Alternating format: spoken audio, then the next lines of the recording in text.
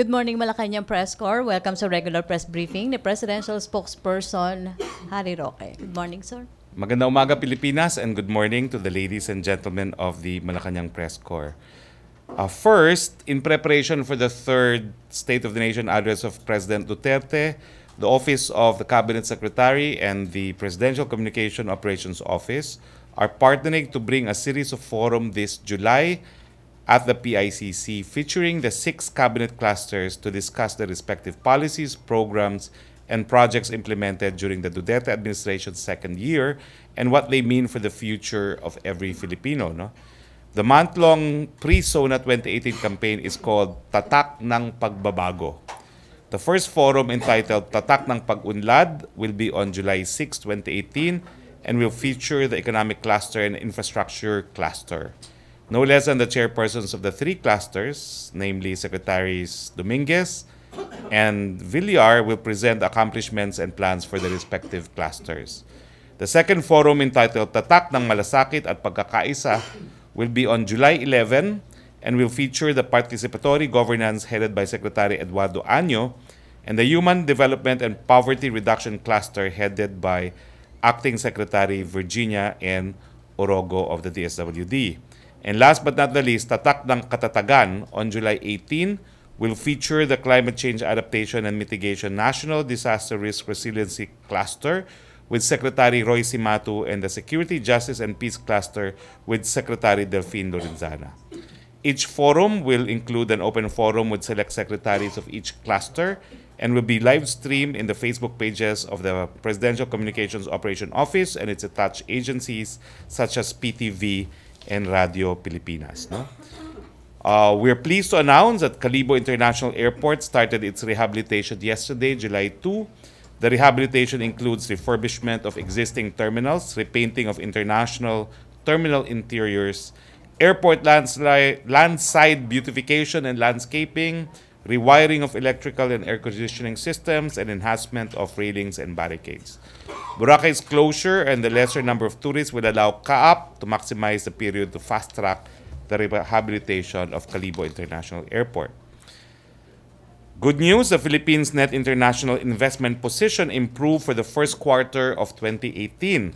According to the Bangko Sentral ng Pilipinas, the country's external liability position improved by 21.3%, equivalent to a decline of 34.1 billion as of end March 2018 from the 43.4 billion US dollars as of end December 2017. Meanwhile, the country's total financial assets in the same period increased to $171.7 billion from the previous total of $170.6 billion.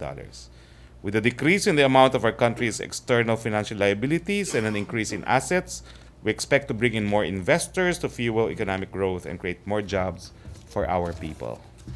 Questions from the Malacañang Press Corps? MPC questions? Raymond Tinasa. Sir, I understand you have a clarification to the briefing yesterday on what you have said about the connivance of the Catholic Church, allegedly, or some parts or some members therein, versus what you actually said. Well, I think it's important to quote what I said. I said some.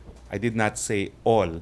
And of course, what has appeared in some news reports, including social media, is it's as if I said the church is conniving, which is a big world of a difference between some members of the church or elements of the church who did not support the president and who supported someone else. It is not impossible for the some to, in fact, work with the CPP-NPA in their desire to overthrow the Duterte administration. So it is not as if I was indicting the entire institution of the church. Some elements within. Sige sir, let's just walk through siguro. Yung question was, kumusta na po yung planned dialogue ng church at saka government kasi patuloy pa rin ang patutsada ng mga pari. Kahapon lamang, meaning one priest, mayroon daw sa Cubao, the worst president daw si Rodrigo Duterte. And you said, well, alam nyo naman talaga yung patutsada ng simbahan, and you did not say some members of the simbahan. Nagsimula naman iyong noong natalo yung kandidato nila noong election. So, well, I confirm that this Monday, July 9, Archbishop Valles will be meeting with the President here in Malacañang. So that's the update on the dialogue. No? Although the President highlighted that this is really not unusual because they have had open communication lines with Archbishop Valles since he became President. And also, just for the record, because I am a Catholic, the Catholic Church does not, in one way or the other, endorse any singular candidate in any of the elections. And also, an opinion of a single bishop or a priest does not reflect the entire opinion or reflection of archdiocese or the entire church. That's why I felt that I should highlight that I did not generalize. Some may see it as a very minor clarification, but I was very clear, some, not the institution itself. Yes, sir. So that's what I am trying to say also, that with due respect, at least we should also be very careful on generalizing or avoiding generalizing the entire Catholic Church. I did not generalize. That's why I felt strongly that I had to clarify the point. I was very careful in my language. I can assure you, after 8 months with the Malacañang Press Corps, I can be very careful with the language. Yes, sir. That's why in the first utterance, kasi the first sentence you met is the simbahan. So it was, if the reporter or the listener only heard your first utterance, we cannot blame him or her that he would take your statement on the context that you are referring to the whole church. That's fine. The point. But the transcript will bear me out that my subsequent declarations, I was careful. Some. Thank you, sir. Okay, question, MPC? Joseph Morong.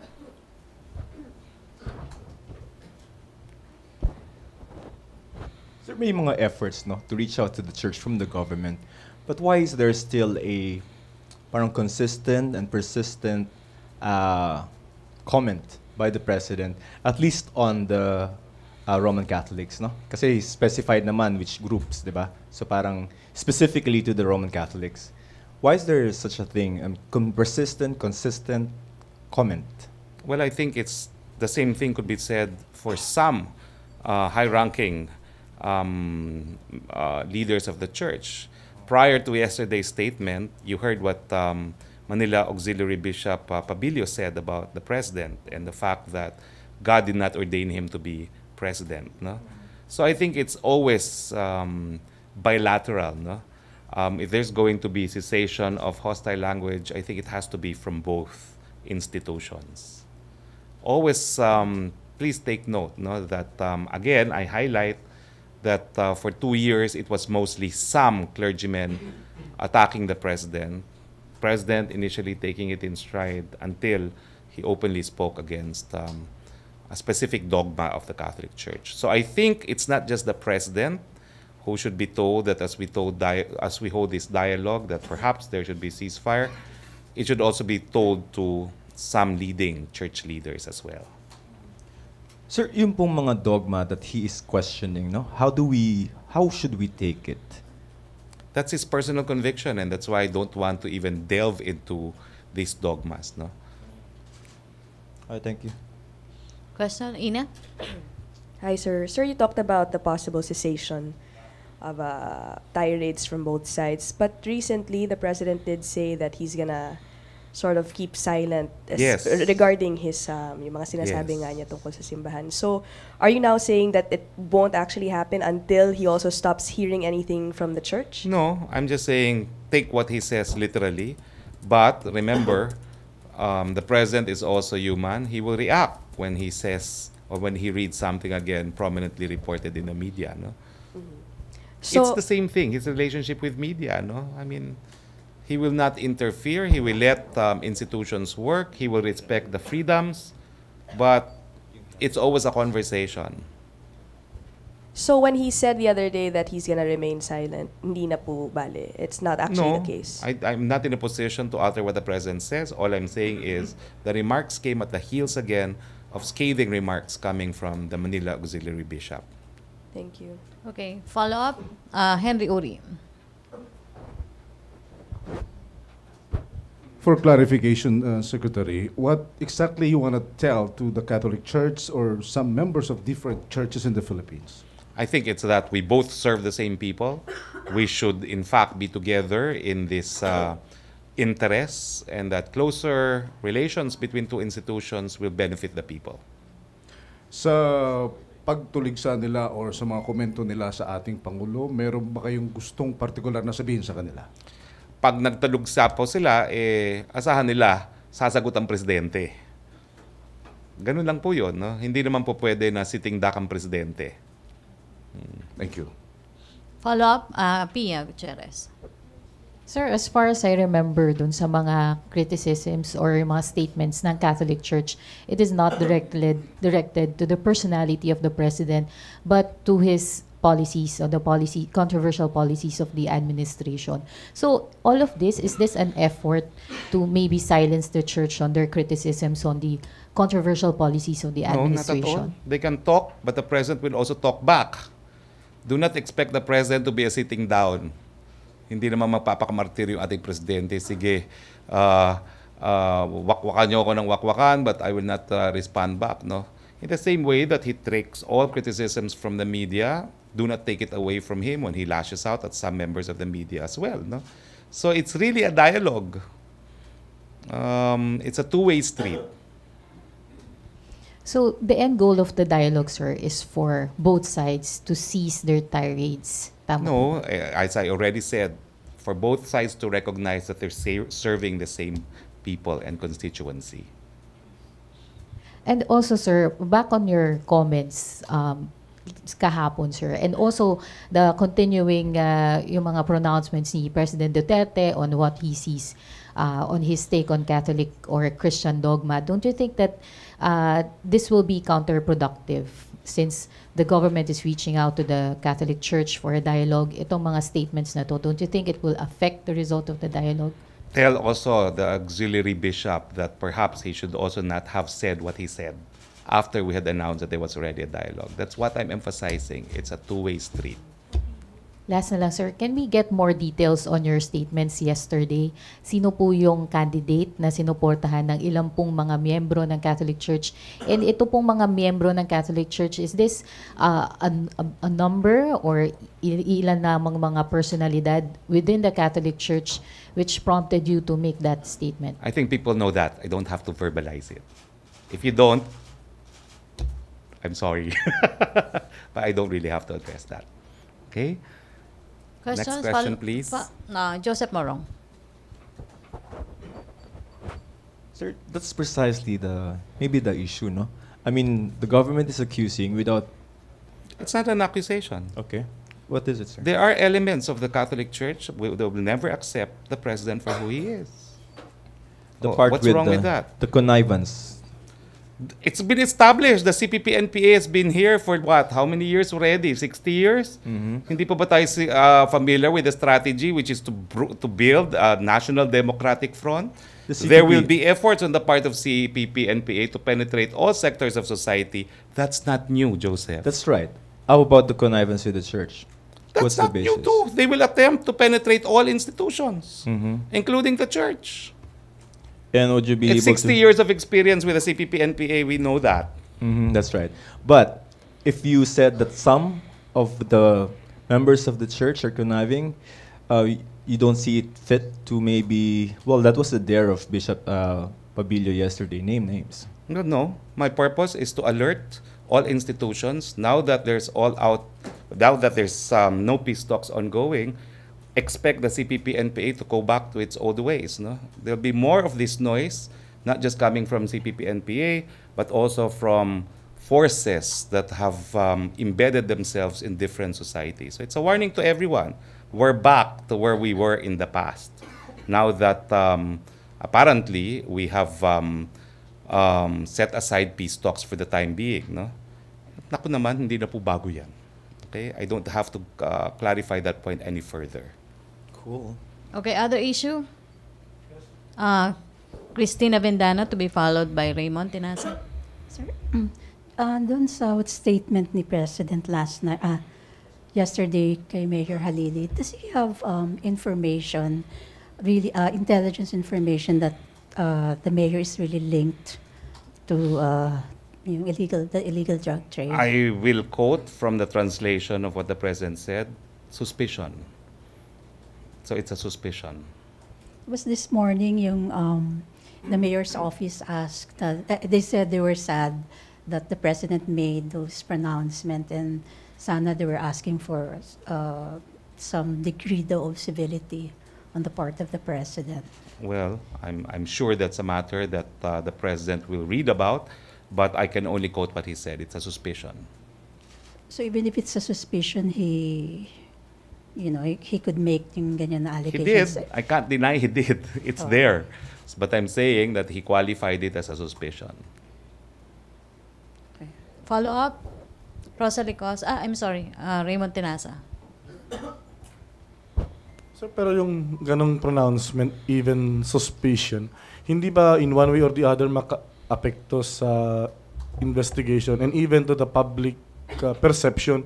Kasi parang yung tao ngayon, ano yan, drug lord o drug protector pala yan, kaya pinatay. So parang hindi ba on the negative side, nagbigay ng ganong perception ang Pangulo? Tingin ko po, hindi. Dahil sinabi nga niya, suspecha lang. Habang hindi pa nag-iimbestigasyon. Patang pag-aangko ng gobyerno, magkakaroon ng malawakang investigasyon, malalimang investigasyon, nang malaman kung sino talagang sa likod sa pagpatay dito kay Mayor Halili. Thank you, sir. Rosalie Cos? Okay. Other issue? Follow up? Henry Uri. Yeah, Secretary, may plano bang bumisita si Pangulong Rodrigo Duterte sa lamay ni Mayor Halili? Wala po akong alam. Wala po sa schedule at hindi po namin napag-usapan pa. Okay. Tina. Sir, good morning. Sir, I think it was Congressman Rufy Biason who mentioned yesterday that the killing of Halili allegedly by a sniper is highly sophisticated. He was killed from afar dun sa across na may mga grass nakatago. At very rare o kakaunti lang ang may ganitong modus operandi. Are we not that alarmed that there seems to be a culture of impunity regarding how brazen the mayor was killed? Well, that's why the official statement of the palace, despite the suspicion of the president, is that of course we are alarmed because killings of this nature should not be happening. No? I do not know how to react to the statement of Congressman Biazon, but what we are alarmed at is the fact that it was in broad daylight and in such a public manner. No? So yes, we share the alarm. Sir, And that's why we have promised that we will leave no stones unturned in the investigation. Sir, pending investigation, sir, parang kakaunti lang ng incidents of murder or killing like this ang using through sniper shot. Ang may access po sa high-powered firearms, very limited rin under the AFEU, Firearms and Explosives Law. Kung hindi po military man or Naku, police, sa akin how po, would you... Napaka-speculative niyan. Hayaan natin umusad ang investigasyon. But I'm not going to speculate. So there is no culture of impunity, sir, in this administration? Well, what we can assure you is that we are discharging the state obligation for every murder. We will investigate and accord the victims adequate domestic remedy. Okay, thank you, sir. Other issue? Welcome to our new correspondent from the Tribune. Welcome. Upo ka na dito. Oh. Don't be shy. Veterano ka na naman no? Kilala mo na lahat sila, no? Sir, good morning. It may not be related to the affairs of the palace, but can we just have your insight on the Gilas issue last night? But kasi sir, it's a reflection of the country, how they reacted to the situation. Well, let's just say that we found the whole incident unfortunate. It was, of course, the height of being unsportsmanlike, but at the same time, we appreciate that it's something that we have to be sorry about because it should never have happened. But all we're saying is we empathize somehow with the feelings of our fellow Filipinos, no? Which is not to justify their conduct. What should have happened was as soon as Mr. Kicker did that foul, what do you call that? Foul elbow, then the game should have stopped. and there should have been a decision declaring him to have committed a foul act, and there should have been a foul shot instead, no? But it continued. I don't know why it was allowed to continue. We do not justify the conduct of our Filipino players. All we're saying is, well, it was a regretful incident, no? And it should not happen. And in the 52 years I've spent in this existence, that's the worst I've seen, no? At least here in the Philippines. We see that in other countries, but really not in the Philippines. Does that mean to say that the Malacañang or the government is apologetic to the... Well, it should never have happened. That's why it's called sports. But at the same time, we're saying we empathize that they have to act as a team, which will not justify their conduct. I think we would have to say it was a truly regretful incident.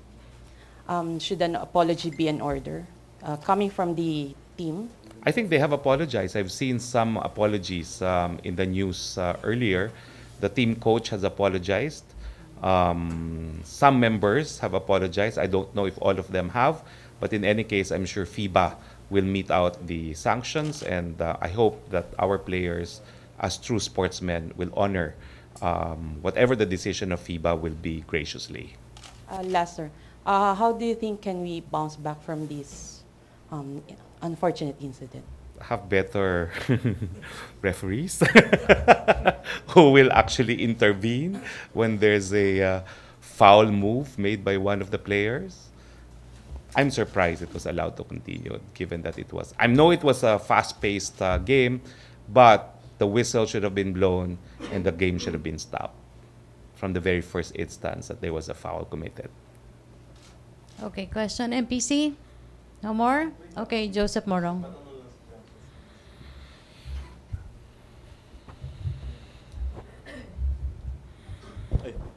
So regarding our maritime schools, no?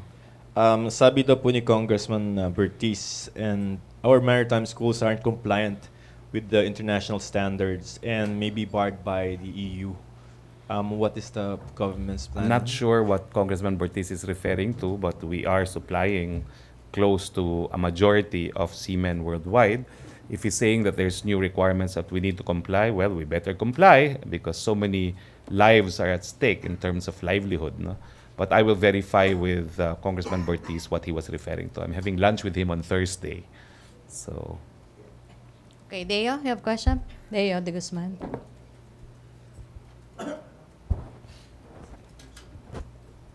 Teo, hindi ka Yes, mukhang sir. congressman ngayon. Hindi Monday ngayon, sir. Hindi, mukha kang FIBA player o FIBA coach. Hindi naman po makipagsuntukan. Anyway, sir, natapos na po yung consultative committee ng sa federalism.